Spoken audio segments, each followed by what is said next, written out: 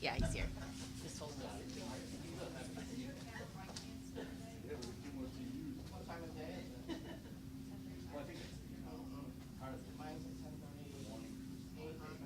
Right, that's true. Right, 'cause that's always the hard part is the handout. Yeah, or days and nights at too.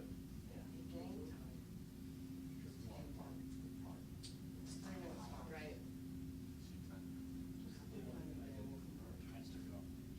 Okay, it'll still be in the right order, so I'll be able to. Yeah, we'll pick just it convert it. Once we figure out how far off it is, I see. we'll just change the number. Yes. And then I'll do it.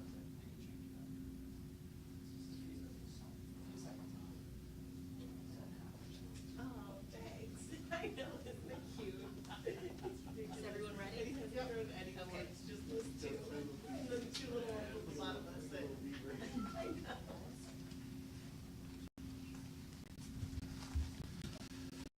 Good morning. At 10:48 p.m. last evening, two of our deputies arrive on scene at a residence in Seffner, and as you can see from the video, immediately start running towards the residence that's fully engulfed. When they arrive, they see a mother and her boyfriend standing outside screaming for her young child. The deputies start making those inquiries. Is there anyone else inside the house? Is there anyone else still inside? Yes, the mom replies, my young son's still inside. So the deputies immediately spring into action and start breaking the two windows to where his bedroom was located, trying to create a pathway for that young boy to escape the fire.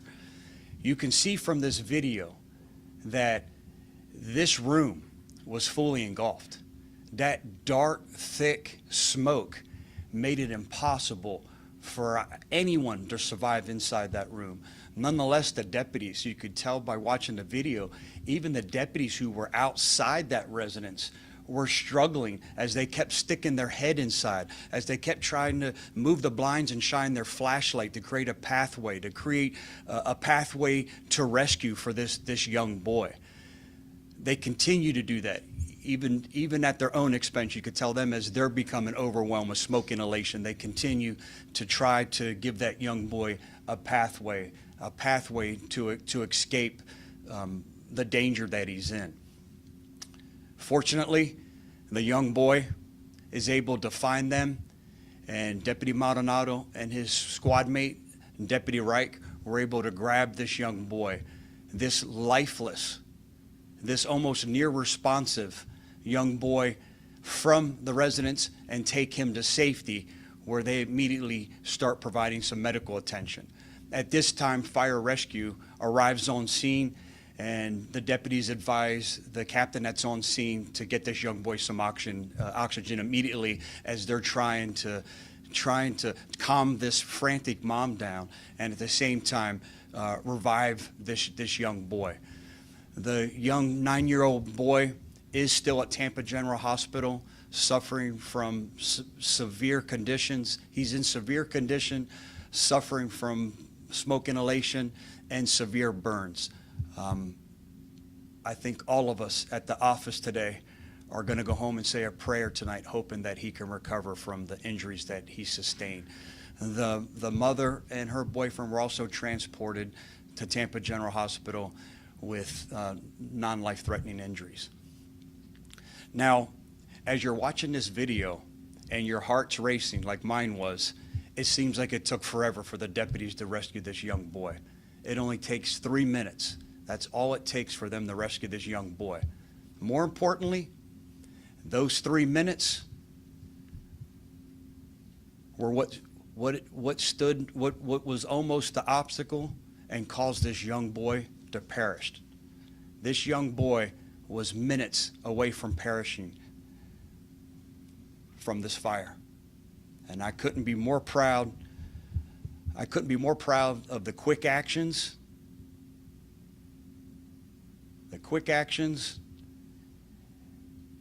and the fact that these deputies never gave up.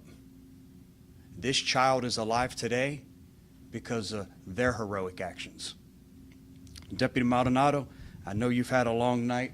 I thank you for being here, and I want to personally thank you for saving this young boy's life. This community and myself owe you a great debt of gratitude. Thank you.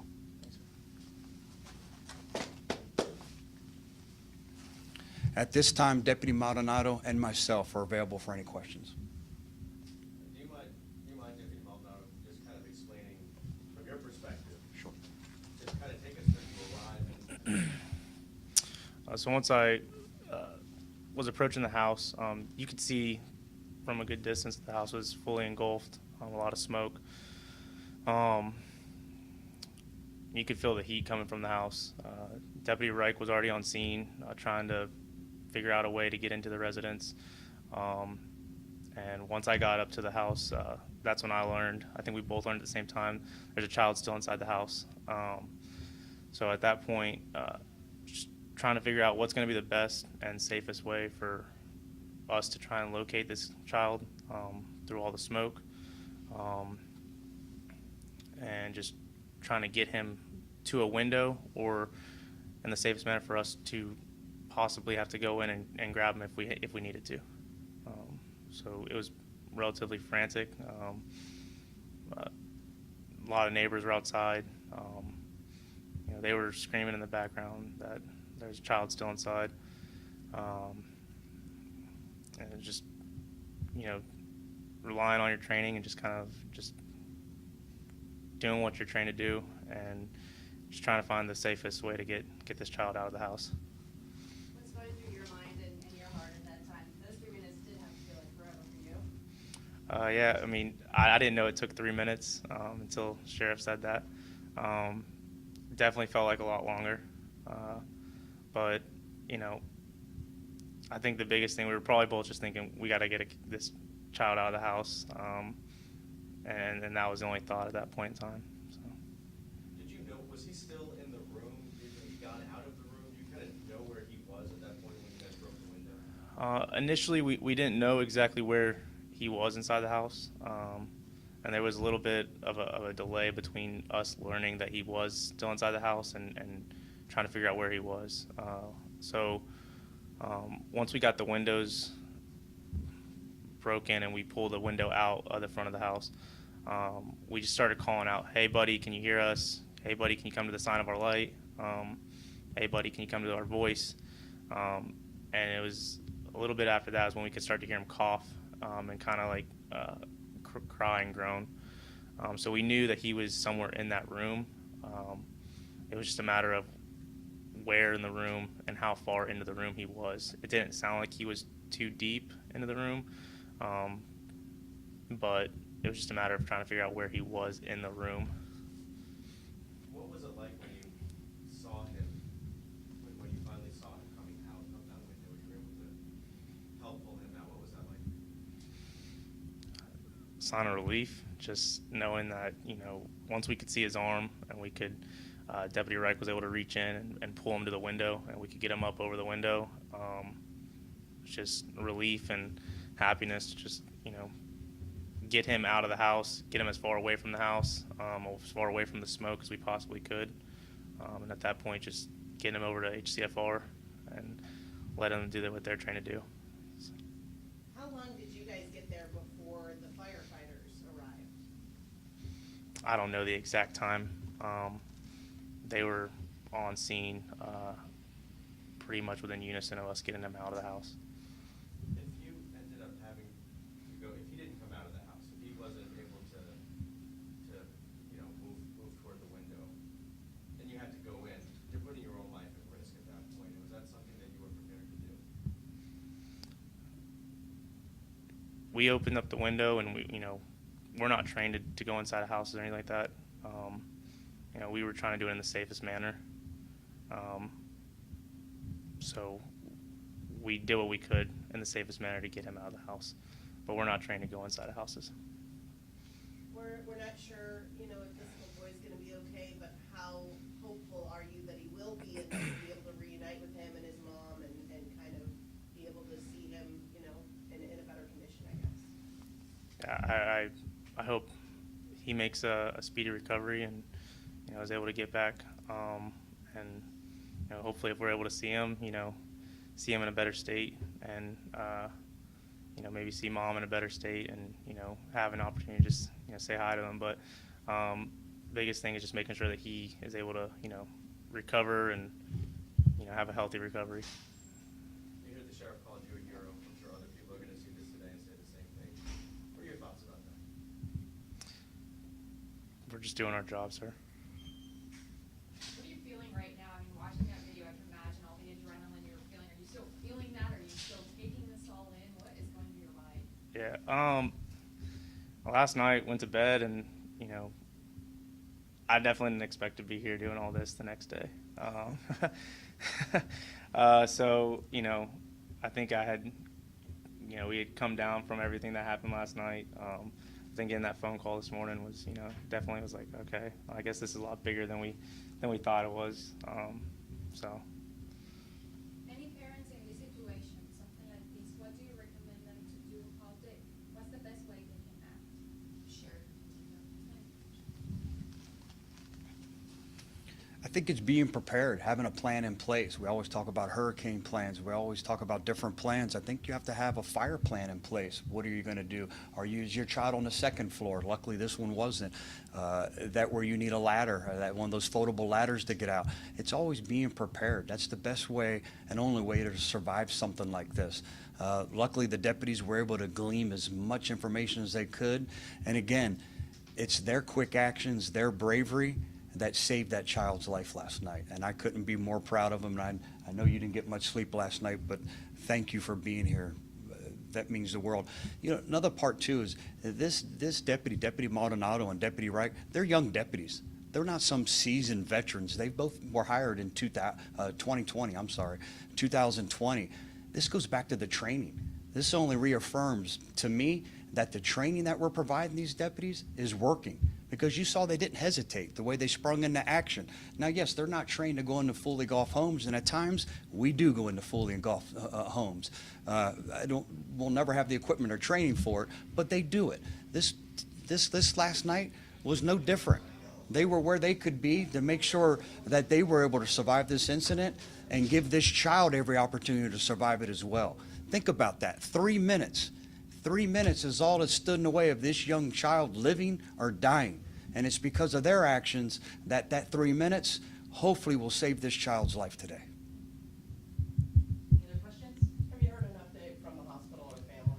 We didn't. I'll be heading that way in a little bit to see if I can see him, and we'll certainly put something out. That's where I plan to head next, is to Tampa General, to see if we can lay eyes on this child. And again, just I think for our own benefit, I would love nothing more to call Deputy Maldonado and Reich. Deputy Reich, they're off this weekend, so he's already on his way for a weekend trip with his family, and call the two deputies and tell them his condition. Hopefully I'm able to report some good news.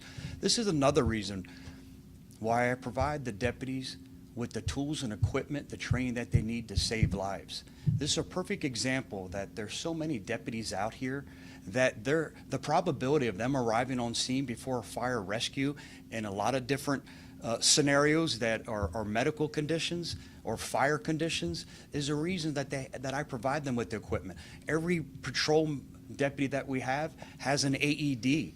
We're saving lives every day. Narcan, because of the amount of overdoses that we're facing. Whatever piece of equipment they need, they're going to have, so they can spring into action like they did last night and save a life. Others may have, I guess, waited, like, if they weren't trained, I guess, maybe just waited until the fire rescue came, but these deputies stepped in and got right into action. What does that say about your team here? The selfless service to others, the motto that this team, the 4,000 men and women of this office, that they live by. Selfless service to others. That's what they do every day when they kiss their loved ones goodbye and head out to work, not knowing what the shift ahead holds in store for them.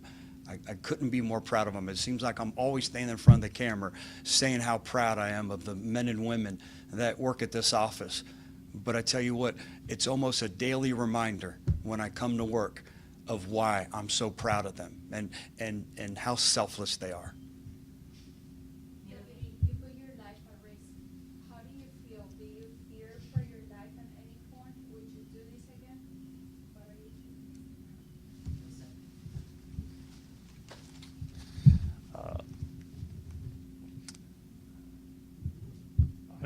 we're just doing what we're trained to do. I'm not gonna go throw myself into, you know, harm's way for